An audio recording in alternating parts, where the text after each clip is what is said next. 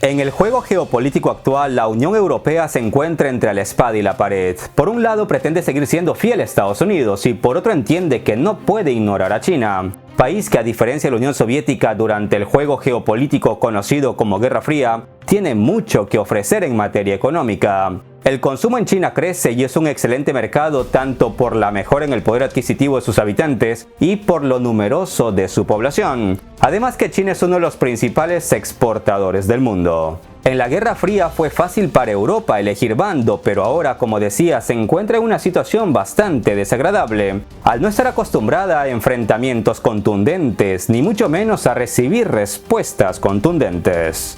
Los países del viejo continente hasta ahora comprendían que si sancionaban a Rusia, por ejemplo, ya sea por voluntad propia o por consejo desde Washington, la respuesta sería similar, algo parecido a lo que se conoce como ojo por ojo, diente por diente. Si expulsaban a 3 diplomáticos rusos de Europa, sabían que Rusia expulsaría a 3 diplomáticos europeos de Moscú, o viceversa.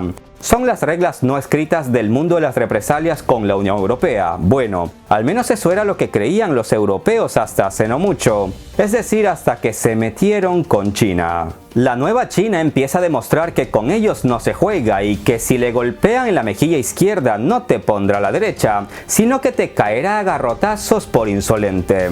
Por ejemplo, hace unos días la Unión Europea y otros aliados occidentales declararon persona non grata a 4 funcionarios chinos de la conflictiva y polémica región de Xinjiang, que están involucrados en una supuesta represión masiva contra los musulmanes uigures. China, que asegura que no hay ninguna represión contra esta minoría étnica, respondió el golpe pero intensificado por 3. Impuso sanciones a 10 europeos y a 4 entidades por divulgar, según los chinos, maliciosamente mentiras e información falsa sobre la situación en la región de Xinjiang.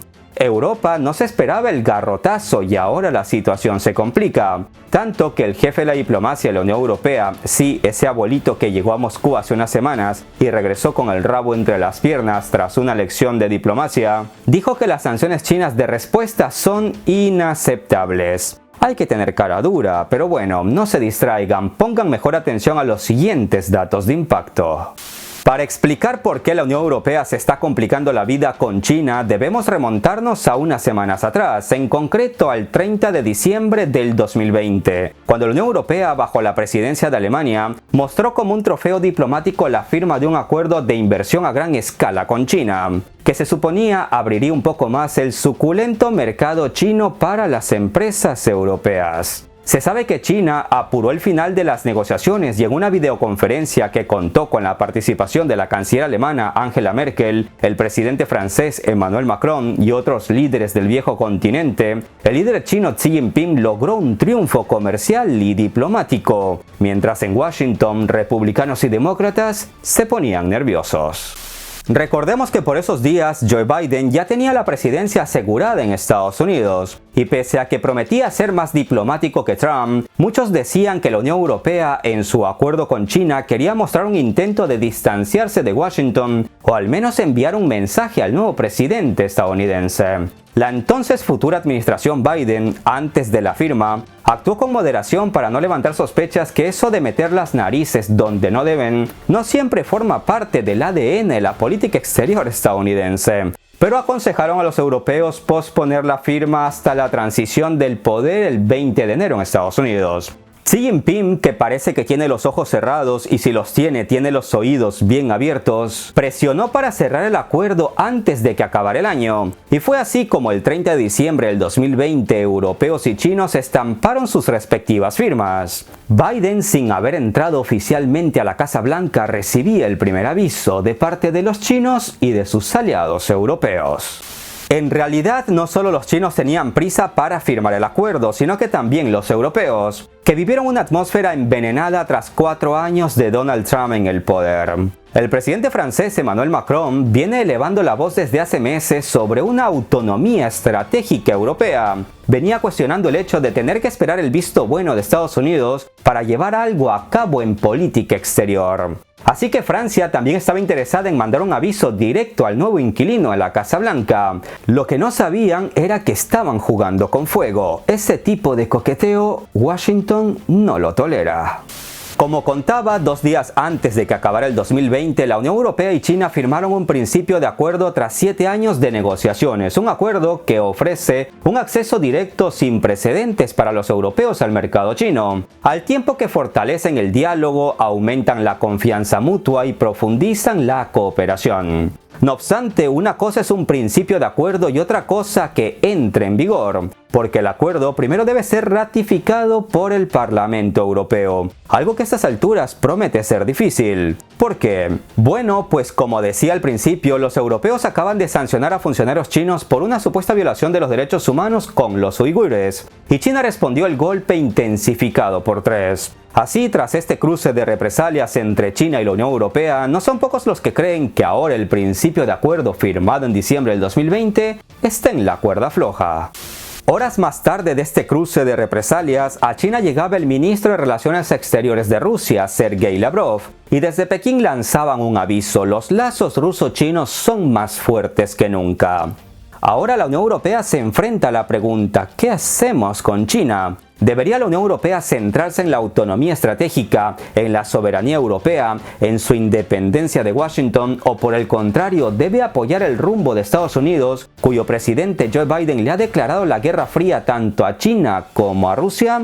A estas alturas del partido, para los europeos es obvio que Estados Unidos no está siendo un socio muy confiable, ni con Trump ni con Biden, puesto que desde Washington han intensificado las sanciones contra empresas europeas por llevar a cabo, por ejemplo, grandes proyectos con los rusos. Pero por otro lado, Estados Unidos es un gran socio comercial y su mejor aliado, y no puede darse el lujo de perder esa amistad.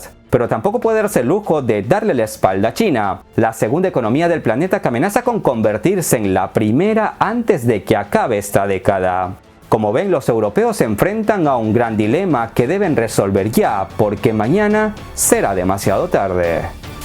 Ahora que ya han pasado varios días, la estrategia de China en torno a las sanciones se ve un poco más clara. Pues al principio solo sancionó a funcionarios europeos sabiendo que países como Estados Unidos y Canadá se habían sumado a las sanciones contra China por la misma causa, la de los uigures. China no lo pensó 2 veces para castigar a los europeos por partida triple, como diciéndoles: con ustedes nos andamos sin cuidado, ustedes nos dan igual, tenemos cuidado solo con Estados Unidos, que tiene un gran poder financiero y militar. Tuvieron que pasar varios días para que los chinos al fin se animaran a sancionar a Estados Unidos y Canadá.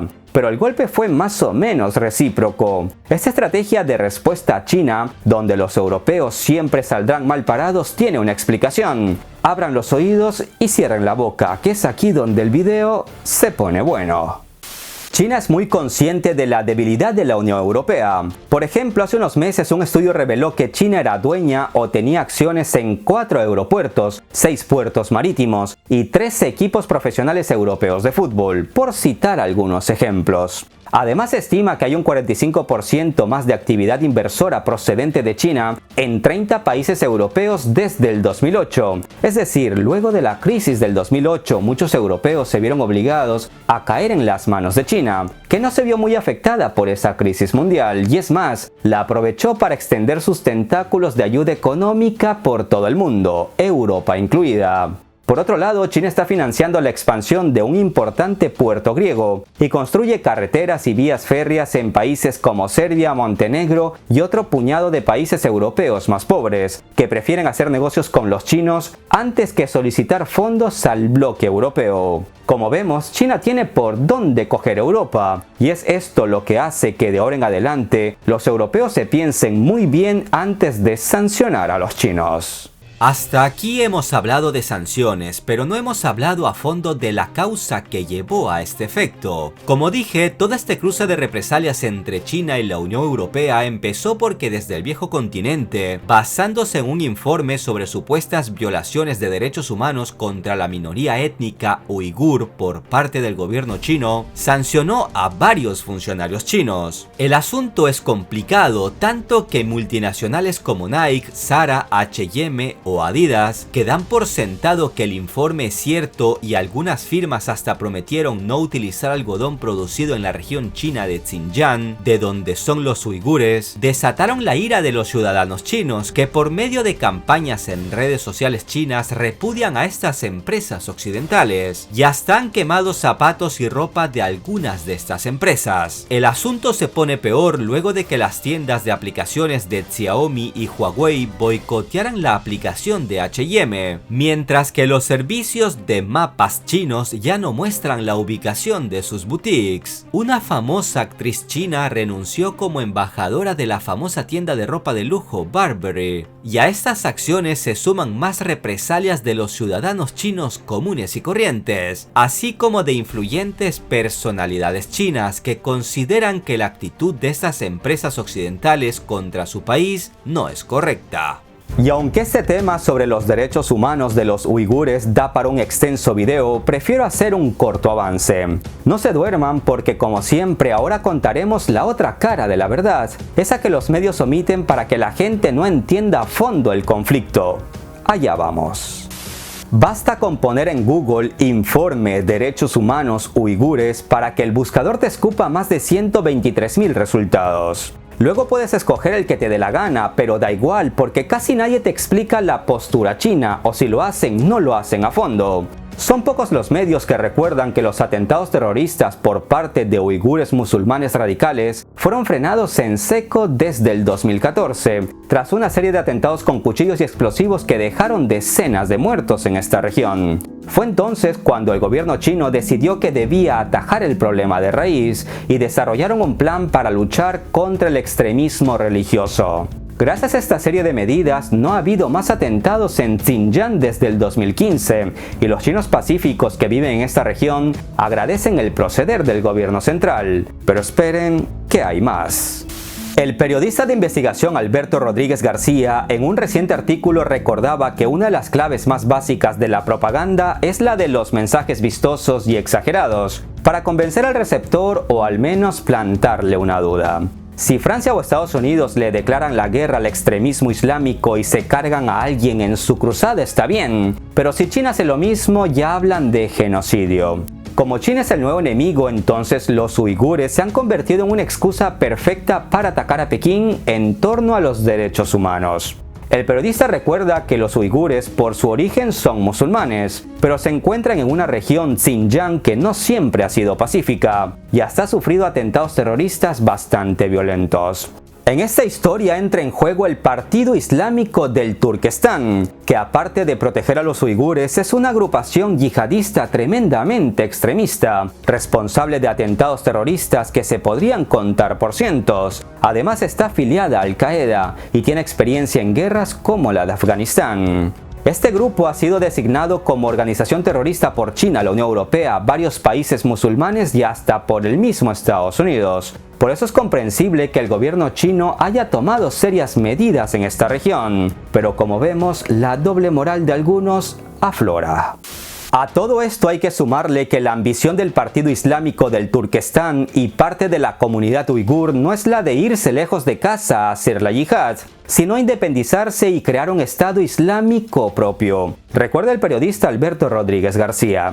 Está claro que no podemos generalizar y decir todos los musulmanes de Oriente Medio son malos, ni tampoco podemos decir que todos los uigures son malos. Pero tanto en Oriente Medio como en la región china de Xinjiang hay extremismo religioso y eso hay que combatirlo para que no se repitan otros atentados. Repito, si Estados Unidos combate este mal está bien, pero si lo hace China está mal. Hay una parte del informe que quizás tenga algo de verdad, que es en lo referente a los campos de reeducación y desradicalización para los uigures. Pero como dice el periodista, los líderes occidentales están viendo la paja en el ojo ajeno teniendo una viga en el propio, porque por ejemplo en Europa también existen programas de reeducación y desradicalización para yihadistas. Y ya ni recordemos Guantánamo, donde los estadounidenses han torturado a decenas de inocentes en su lucha contra el radicalismo islámico. ¿Acaso no se violan los derechos humanos en lugares como Guantánamo? ¿Acaso no se violan los derechos más elementales de los afroamericanos en Estados Unidos? Sí, sí, se violan. Entonces que Estados Unidos imponga sanciones a Estados Unidos por violar los derechos humanos de miles de ciudadanos alrededor del mundo. Escuchen, este tema es extenso y complicado y como digo siempre, toda verdad tiene dos caras. Y en este canal hablamos no de lo que les cuentan todos, sino de la otra verdad, esa que la gran mayoría calla. Con los datos del presente video, al menos ya conocen la postura china, y si vuelven a leer lo que cuentan todos los medios ya podrán sacar sus propias conclusiones. En resumen, si Estados Unidos y los europeos luchan contra el extremismo para evitar desastres en su territorio, está bien. Si lo hace China, está mal. Si ellos sancionan a China porque sí, está bien. Si China responde, está mal. Vivimos en un mundo de doble moral y para entenderlo es mejor conocer ambas posturas para que el bien triunfe sobre el mal. Estimados amigos, soy Gabriel Bulgakov. Hagan el bien sin mirar a quién. Un abrazo virtual a todos. Hasta la próxima.